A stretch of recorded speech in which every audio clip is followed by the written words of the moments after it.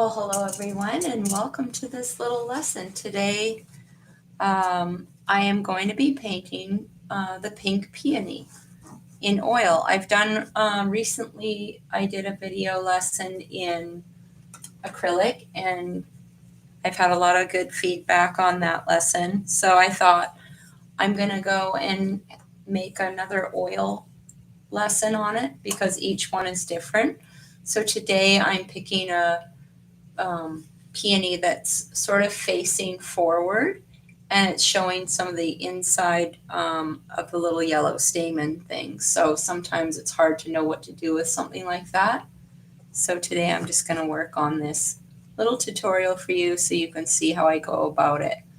So to start off, I've got out titanium white, and I've got some yellow ochre and orange, Indian yellow, alizarin crimson, permanent rose, viridian green, ultramarine blue, transparent oxide red, and oxide brown.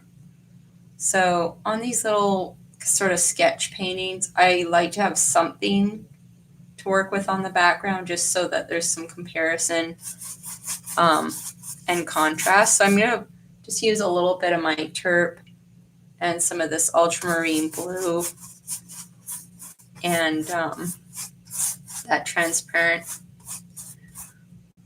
brown oxide. And this is the way a lot of kind of classic painters start their paintings. They use this sort of neutral wash. It just gives, you can even throw a little viridian in there, you know, wherever you want, just to sort of, I kind of like to put it around. And of course I ended up with some of that alizarin from my palette there. So you just kind of, you know, work with it. Sometimes later on in the painting, you won't mind seeing some of that showing through. And this is just a little sketch, so I'm not too worried about it.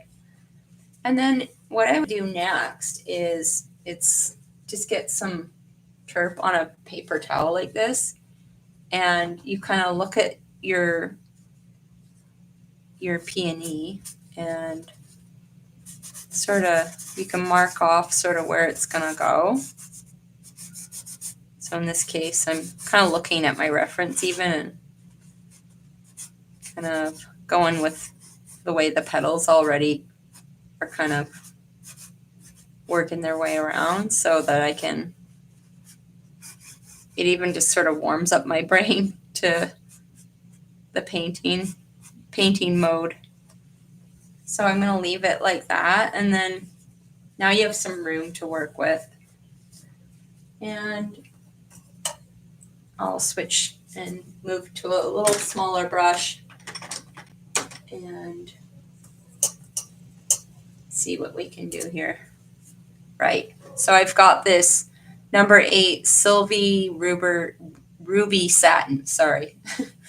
And I'm going to use a little bit of this permanent rose because pink flowers, you need it to, when you add some white later, you really want to have that permanent rose. If you use something like alizarin, it makes like a kind of a mud, and I'll kind of show you later when I get this going here.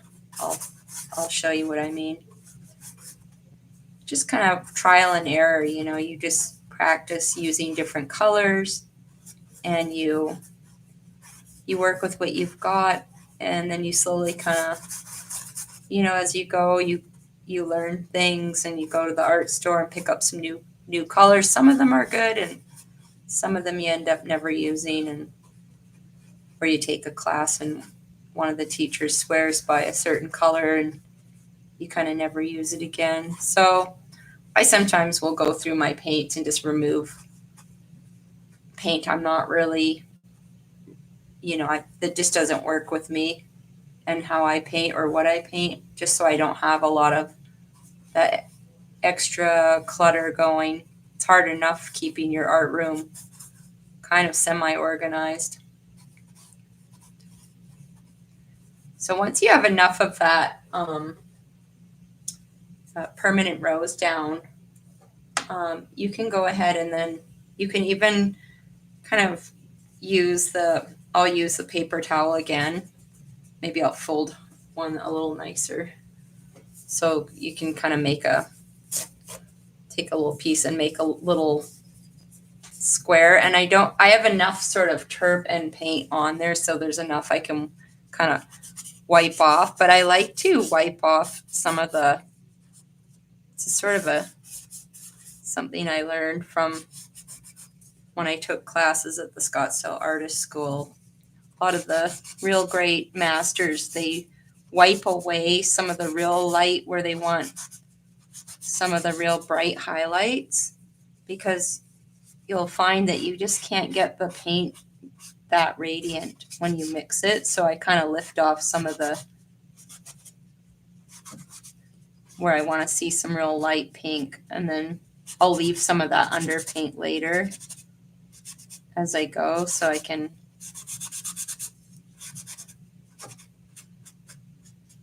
really get that kind of transparent look. And you can another thing you can do is, get your brush and dry it off, and sort of, I see in the reference photo real light pink edges. You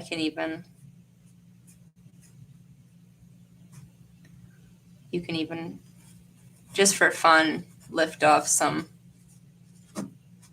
with a dry brush. You can even get some more paint off and get it even more vibrant. I'm just kind of showing you how you can. I'll lift it off with that brush, and sometimes you end up leaving some of these marks because they're so pretty. So that's one way of getting some real, it even just kind of gets your imagination going. So you may paint over it later, but without putting a lot of paint down, you can already start to see that flower kind of coming out, and it's inspiring. And it's kind of, if anything, it's like setting up a little map for where you're going to put the lighter highlights later, and it gives you the shadow and some of those mid-tone values just like that. So that's one of the it's called wipe away technique, and so you can try that out when you paint your pink flowers, especially. It works so good. So anyhow, that's kind of, I like to show you different things, because for me, some things will stick and some things won't. Some things will work for you and you'll love it, and some things, some other styles and ways of painting will stand out for you. So hopefully one of these will work. So for the yellow, I'm going to just put a little bit of that Indian yellow where I see the yellow in the reference photo. Just sort of blob that in there, because we'll add some highlights to that. And I'm going to go back in, and now that I've kind of picked out some of those, those edges, and you can even do some more, like using just gives you a real idea of what you can do. I'm going to go back in now, and I can see where the highlight is. I can kind of go in now and darken some using that alizarin and some of that permanent rows, it will darken where there's some real definite shadows. So just put in a few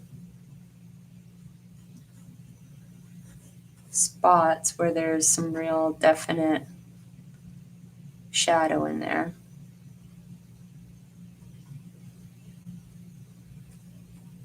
Especially in the center.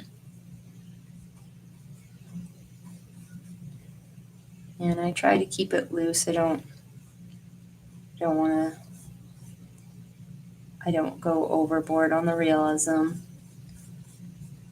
I wish I could paint even looser than this, but you kind of have to get there.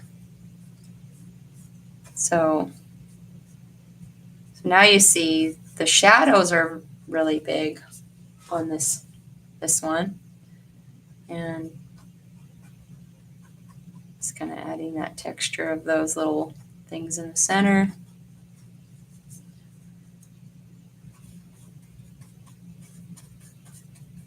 Because you got to get the dark paint in there to show the light.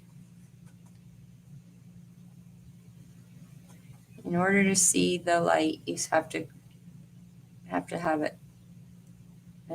First, you got to kind of work on the dark.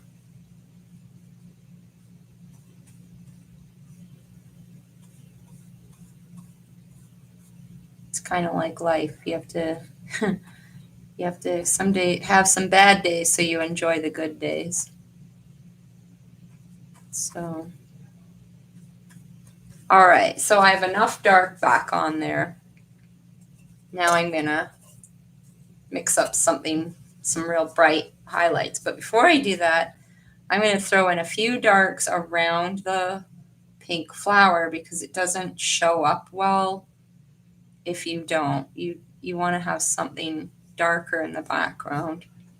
So I'm just going to put some kind of abstract marks for those leaves.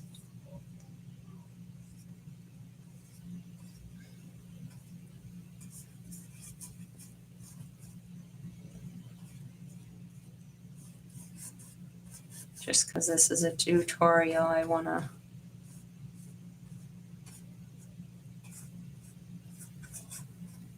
just get something dark around there kind of quick.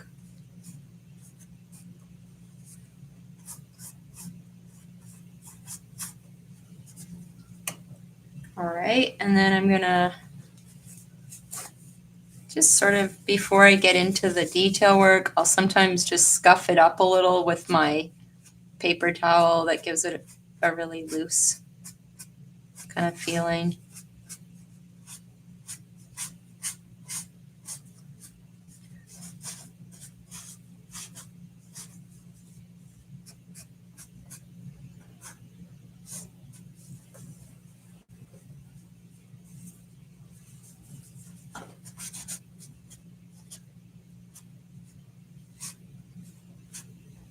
There. And now I'll go to a little smaller brush because I don't want to go and kind of lose those lighter highlights if I paint over them too quick. So don't go and mix the white anywhere into this pile because that pile of paint has the alizarin and it will kind of look like a little bit muddy. So I'm going to use a little bit of that permanent rose and some white, and I used a tiny dab of the orange so to get some lighter paint there. And I'm just going to go and dab the edge of that petal there where there's some real light paint, light highlight there. And I'm just looking at my reference photo and I'm going to kind of put in some of those little highlights there. I'm going to push my brush into the center there.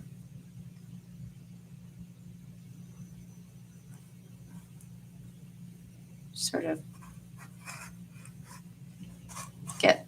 get the feeling of those petals coming in and around the peony. So it's kind of like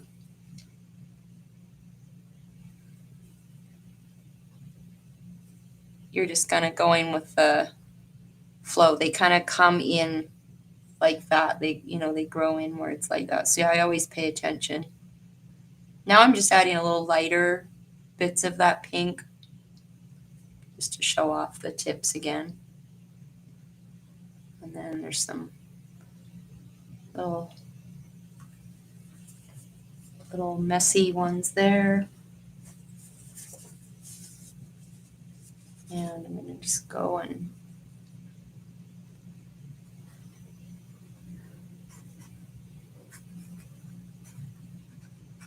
work on getting some of those edges in.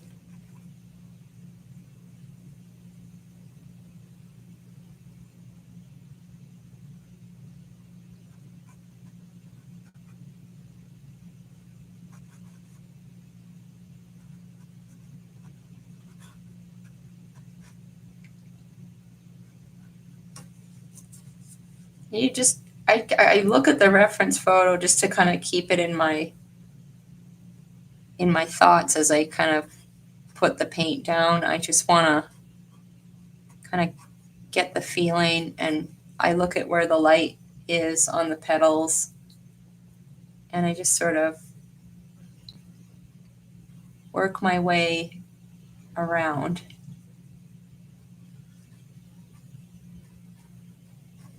Just kind of mess up the edges a little so they're not so stiff. It's just trying to loosen up at the end of the day, because nobody sees your reference photo, so you can kind of ad lib a little.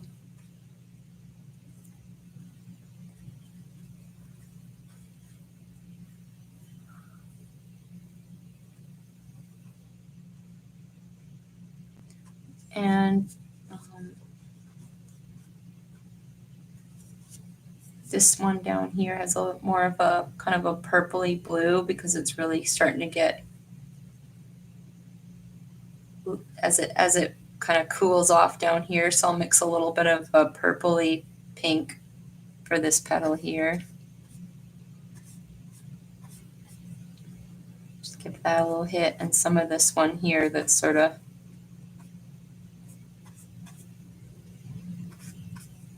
kind of more of a shadow tone for the peony. You can use, I've had ultramarine out, but you could use some, you know, cadmium or cobalt blue.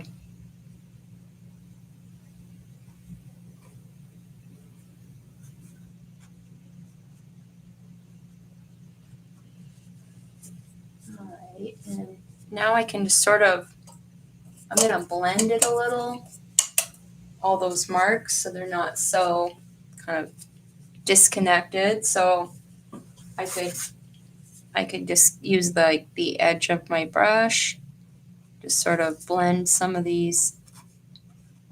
And I'm thinking about, you know, the direction, kind of the shape of the petal when I'm doing it. So I'm just going to blend some of this in a bit here and there so it's not so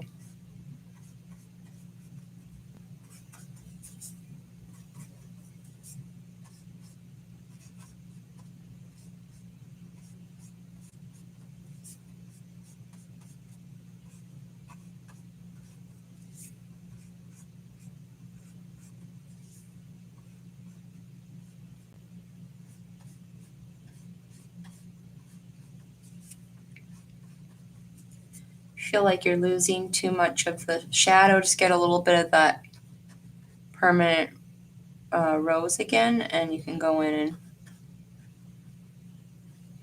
use that while you blend. See, I'm putting that shadow back in there.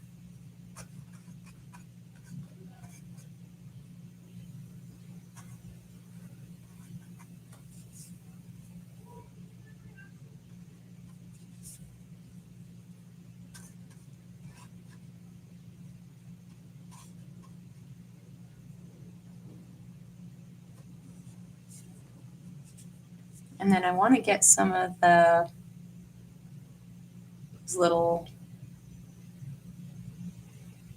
yellow things in the center. I want to get them to kind of show up. So I'm going to use some of that white and Indian yellow and just sort of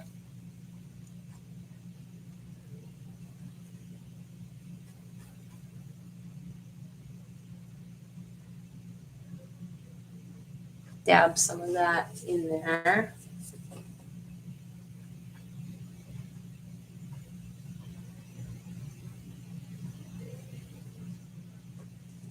And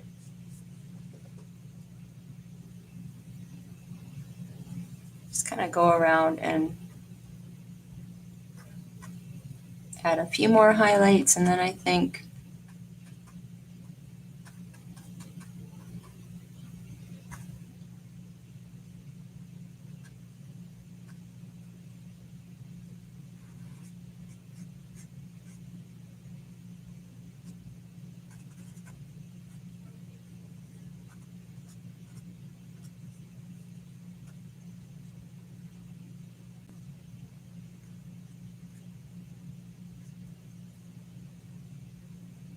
you just kind of go around and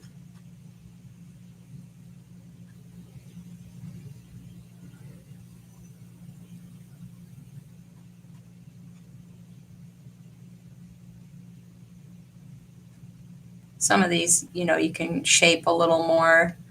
Once you get it going, you can kind of also round out some of those marks a little bit. But you can see how I could spend hours on this and really have fun getting each one of those little petals to shine, you know what I mean? Like you can really feel what I mean when you see that it starts to really build up,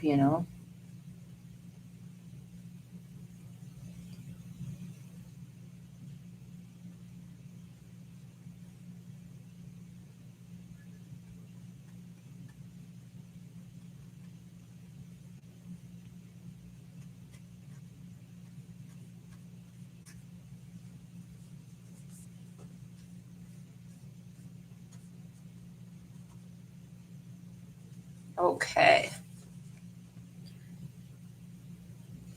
I want to add a little bit of, some blue in the shadows, like some real bits of blue you can, just for fun. It just makes the pink kind of stand out too.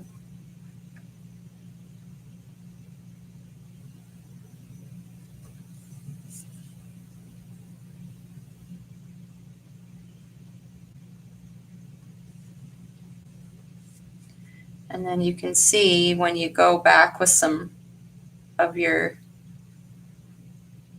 your thicker green brush strokes, you can go and